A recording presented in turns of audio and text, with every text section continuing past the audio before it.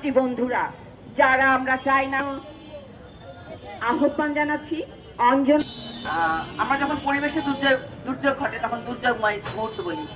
আজকে আমাদের সমাজে যে দুর্যোগ দেখা দিয়েছে, আমাদের নারীর জীবনে যে দুর্যোগ দেখা দিয়েছে, তাই বলতে বাধ্য হচ্ছে দুর্যোগময় সময়ে আপনারা আমাদের ডাকে সাড়া দিয়ে সবাই আমাদের সঙ্গে এসেছেন এবং আমরা এই আজকের এই মানববন্ধন থেকে তীব্র প্রতিবাদ এবং নিন্দা জানাচ্ছি সারা দেশে যে নারী শিশুর উপর যে ধর্ষণ নির্যাতন, শুধু নারী শিশুকে না, আমাদের অনেক পুরুষ শিশু আজ মাদ্রাসাগুলোতে তারা বলাৎকারের শিকার হচ্ছে।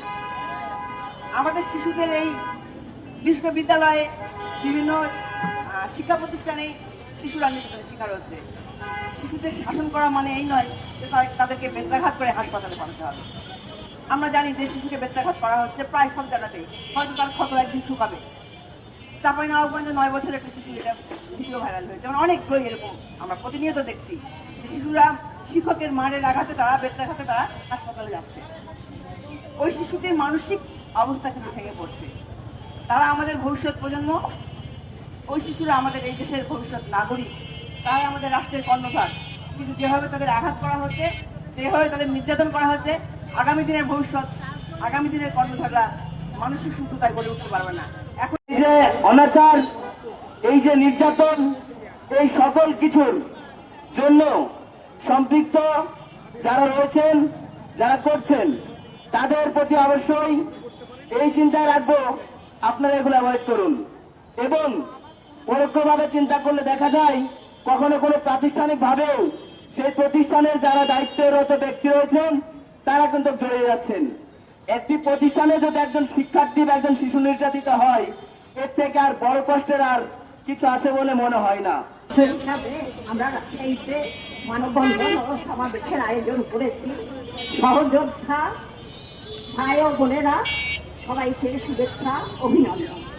আমরা চলেছি এক ক্রান্তি লগ্ন থেকে, যেখানে 4 বছরের শিশু, সেও নিরাপত্তা রাষ্ট্র দিতে পারছে না, সমাজ দিতে পারছে না, আমরাও দিতে পারছি না। অথচ বাংলাদেশে নারীর ভূমিকা কোনো সময় ছোট করে দেখা হয়নি। 52 ভাষা আন্দোলন, 69-এর গণ অভ্যুত্থান, মুক্তিযুদ্ধ, এরশাদ বিরোধী আন্দোলন, সকল বিশ্ববিদ্যালয় শাখা বাংলাদেশ মহিলা পরিষদ সংহতি প্রকাশ করছি। আমরা প্রতিদিন খবরের কাঁচা দেখলে আমরা মিডিয়াগুলোতে আমরা প্রতিদিন কোনো না কোনো জায়গায় বাংলাদেশে একাধিক এবং বহু ঘটনা ঘটছে নারী এবং শিশুর প্রতি। শিশু বলতে শুধু মেয়ে শিশু নয়, আমরা শিশু বলতে ছেলে শিশু, মেয়ে শিশু, উভয় প্রকার শিশুর প্রতি আমরা যৌন লুলুপতার হিংস্রতা দেখতে পাচ্ছি। মনে হচ্ছে করোনার মতো, করোনা যেমন ভাইরাসের মতো সবাইকে মৃত্যুর মুখোমুখি দিচ্ছে, আমরা ঠিক একই রকম এই যৌন লোলুপ, একদম হিংস্র পশুর লোলুপতা আমাদের শিশুদের প্রতি চলছে। এবং এমনকি আমরা দেখতে পাচ্ছি নারীর প্রতি বিভৎসতার কোনো ধরন নেই। কত নেখাজনক বিভৎস নির্মম ঘটনাগুলো ঘটছে।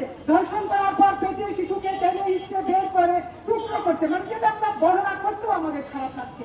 এরকম একটা পরিস্থিতিতে আসলে রাষ্ট্র যেখানে অসহায় হয়ে পড়ছে, সেখানে